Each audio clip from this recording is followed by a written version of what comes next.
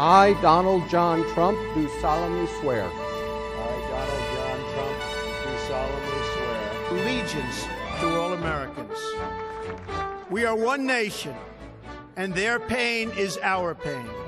Their dreams are our dreams, and their success will be our success. Whether we are black or brown or white, we all bleed the same red blood of patriots. We will bring back our jobs. We will bring back our borders. We will bring back our wealth. And we will bring back our dreams. We will reinforce old alliances and form new ones and unite the civilized world against radical Islamic terrorism, which we will eradicate completely from the face of the earth. We will make America safe again. And yes, together, we will make America great again. Thank you. God bless you. Difference and what problems will seem very obvious to everyone about the economy. Now, despite his positions, specifically even when it comes to immigration and Hispanics, he says they'll love him, which you also heard him say about the Chinese. Now, that takes us to a little peek at vintage Trump. Take a look at this. The interview ends. He's walking over to a group of fans and waves to me to come meet two of them in particular. Look who he singled out. We love Trump. We're Mexican-American. The Latino, we're going to win the Hispanic, right? I'll work for you, sir. There is much more on Trump's latest stance on immigration for you in this interview, specifically his new position that kicking people out who were born here. I've been actually complimented by some of the people that, because I brought up the whole thing of illegal immigration. I'll bet you wouldn't even be asking this question right now had I not put that in my opening statement as a very important. You definitely changed the nature of the dialogue, I'll give you that. And I certainly never would try to take you out of context. I try to take you at your word and put it in context. But I'm saying many people did. But would you then go... At some point, though, we have to... Look, at some point, we have to be honest with ourselves. It's called, you know, they like to use the word undocumented because it's more political. I don't use that word. They're illegal immigrants. They came over illegally. Some are wonderful people, and they've been here for a while. They got to go out. But how do you do it in a practical way? You really think you can round up 11 million people? And you know what? At some point, we're going to try getting them back, the good ones. We have a lot of good ones. Same time, send a mixed message, though, Mr. Trump, because you say you're going to get rid of whole families, but then you say you want them back. You got to go. They're illegal. We have a country. We have to have a border. We have to have a wall. Mexico will pay for the wall. I get a kick out of these guys that never negotiated. They can't negotiate for their own house. Saying that they're going to pay for a $4 billion wall when you give them like $280 million a year. Why would they say yes? Because they make a fortune with us. Our companies are moving into Mexico more than almost any other place right now. We're losing our industry. We're losing our business to Mexico. Their leaders are smart as hell. I mean, 300,000, I looked on your show, 300,000 births this year, illegals in our country. That means we picked up 300,000 people that are going to get Social Security. You have people on the border, and in one day they walk over, have a baby, and now all of a sudden we're supposed to pay the baby. So the citizenship for those babies, you would revoke it now and retroactively? Number one, the 14th Amendment is very questionable as to whether or not somebody can come over, have a baby, and immediately that baby is a citizen. The court has pretty much said that it reads in immigrants there. This is a minority legal opinion you're talking about. There are many people that totally feel that, because they want it that way. Amending is too big a deal. It's going to take, it'll be 2 terms. I'd be in my 2nd term or my 8th year by the time, assuming everything went smoothly, because to amend the Constitution takes a long time. But I believe, especially on a very divisive issue. I believe you can win it legally. Okay, I believe you can win it legally, and in any event, the parents have to leave. If the parents leave, unless they're very bad people, they're going to take their baby. 75% of the country feels that you should be trying to find a way to let people stay with conditions as opposed to kicking everybody out. These people, the really good ones, and we have some great ones, we're going to try and expedite so they can come back, but they're going to come back legally.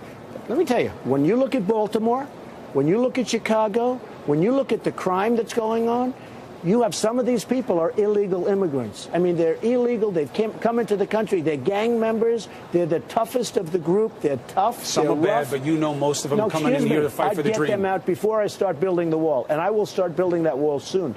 I will get them out. The first thing I'm doing is getting the bad ones out, and they're gone, and they're not coming back either. I'm going to increase the hell out of the border in terms of the guards and Border Patrol, who I've gotten to know a lot of them when I went to the border recently, and they're fantastic. They want to be able to do their job. They're stopped from doing their job. Before I even start the wall, and I will start the wall very quickly, you know one of the things that's holding up the wall? Environmental impact statements. Can you believe this? Environmental impact statements. I think it's got to be low on the list. But that's one of the things. They can't get environmental permits. Can you believe this? Okay? Believe me, that's all I do is get permits. What about going after the employers? And this isn't a cheap thing to come at you and say you're one of them. That's true. But That's true. you have these employers. Well, you know what? They've checked all of my buildings, and so far, with all of the jobs I have, Washington, everyone, nobody's found one. Well, good for you. Are you impressed? Good for you. I was impressed the moment you sat down.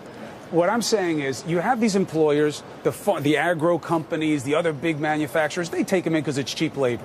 And they get away with it all the time. You never hear about a big case of them getting busted unless something happens and it goes away. Why doesn't anybody mention them as part of the solution? First of all, we do have people that could do those jobs, and they're unemployed now in this country. Second of all, those good people that have been working with these, I want them to come back in. I want them to go out, but I want them to come back in legally so they can come back and they can work for those companies. I do want them to come back in. But do you go after the employers who are doing it the wrong way? Well, one way you find out who they are is through the employers. Absolutely. All right, so let me ask you about the Pope. The Pope's coming. Do you want to meet him? Well, I'm Protestant, but I have great respect for the Pope. I like the Pope. I actually like him. He's becoming very political. There's no question about it. But I like him. He seems like a pretty good guy. So here's the moment. You meet the Pope. Pope Francis comes. Right. There's a translator there. Right. And he says, oh, Mr. Trump, this is very nice. And then he says, I want to tell him something. The translator says to you, the Pope believes that capitalism can be a real avenue to greed. It can be really toxic and corrupt. And he's shaking his finger at you when he says it. What do you say in response to the Pope? I'd say ISIS wants to get you. You know that ISIS wants to go in and take over the Vatican. You have heard that. You know that's a dream of theirs to go into Italy. He talks to you about capitalism? You scare the Pope? No, I'm going to have to scare the Pope because it's the other thing. There's only one. Look, the Pope, I hope, can only be scared by God. Is the ceiling open over here right now? The Pope, I hope, can only be scared by God. But the truth is, if you look at what's going on, they better hope that capitalism works because it's the only thing we have right now. And it's a great thing when it works properly. In our country, Chris, it has not been working properly. The capitalism has. It has not been working properly. Do you take him seriously when he says? Between regulation, between all of the Dodd-Frank, between all of the different things that have been imposed, we aren't competitive like we used to be. We have to open up our country to great capitalism. And I don't think the Pope is opposed to capitalism, by the way. I've seen a lot of what he's opposed to, and I don't think the Pope is opposed to capitalism. And if he is, Donald Trump will tell him ISIS is coming for you. Next, Donald Trump, the family man. How much did his wife and his kids want or not want him to make this run? And his potential first lady would be the first one ever born outside the U.S. Where's she been, by the way? And is her absence a sign that the immigrant doesn't agree with her husband's hardline stance? Ahead.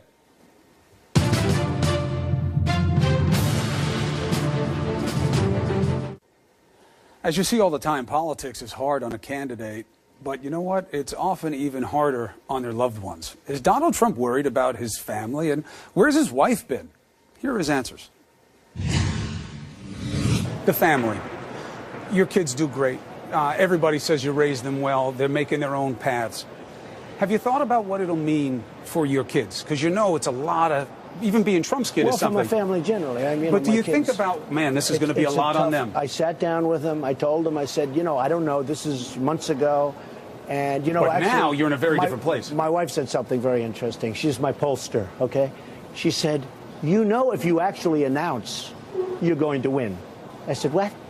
She said, I see the reaction That's a supportive partner, by the way. No, it's great. She's either the most wonderful person or she's very smart to say that. But she said, that if you actually announce, because nobody thinks you're going to run, but if you and that's really what's happened. Once I announced, then they said, well, will he file this paper and then that paper, and then will he file his financials? And then the financials turned out to be much bigger than anyone thought. They thought I wouldn't want to file the financials. I'm very proud. I mean, what I did, I built an unbelievable company. But she said to me, that if you actually announce, you're going to win. I said, I don't know that. But the response has been pretty amazing. But what do you think about that, though? Like you say, your wife, is she going to campaign for you? Is she ready to be first lady? Because she's been quiet on this so far. She has been, and purposely. And you know, I haven't asked her to do anything. And she would certainly like to. Ivanka, you know very well. A lot of respect for you. Ivanka could be president. She's got a lot. She could be president. She'd be great. She's got a lot of respect for you. Got a lot of respect for your brother. Tremendous respect for your brother. So her judgment's questionable. She's half right on that. Now I'm starting to worry about her. She will be fantastic. But you think you'll put Melania out there? You'll put your kids out there? They want to be out there. They believe in what I'm saying. And I will say, from the women's health issue standpoint, Melania is unbelievable. She would want to own something like that? And Ivanka, I think she'd want to be involved in it. She feels very strongly, that's why when she saw Bush the other day knocking it, it really bothered her that could happen. One other thing about her. When you married her, everybody says the marriage is great. You're a testament to, one of the marriages that seems to be working these days. When you got married, she became a citizen. She was here working legally. Right. She ever get mad at you about how you talk about immigrants and say, hey, I came over here on a visa. Now you want to get rid of people's visas? She agrees with me because she went through a long process to become a citizen. It was very tough. Oh, and she went through a long process to become a citizen of this country. And she thinks it's a wonderful process to go through. And when she got it, she was very proud of it. Mm-hmm. She came from Europe, and she was very, very proud of it. And she thinks it's a beautiful process when it works. Now, we can expedite. One of the things I really want to do, I want to take in really talented people, too. In Silicon Valley, they can't get talent. I mean, no matter what you do, you can't get talent. And so I want to take in people from Europe, from Asia, from all over the world that have talent. If you graduate #1 in your class from Harvard or the Wharton School of Finance or Yale, and you're from another country, they throw you out of the country. You can't come back in. I don't want to do that. I want to keep these really talented people. Let them go to Silicon Valley. Let them go all over the place, because that's what we need. And I want people to come into the country, but I want them to come in legally. I know you have a big appearance to get to in New Hampshire. You're going to be talking about the drug problem. Thank you for taking the time. You're always welcome to be talking about what matters. Great honor. Thank you. So there you have it, a different look at what Donald Trump does and does not say about the issues that matter to you. So, how'd he do? Did he help or hurt his cause? CNN Tonight with Don Lemon starts right after.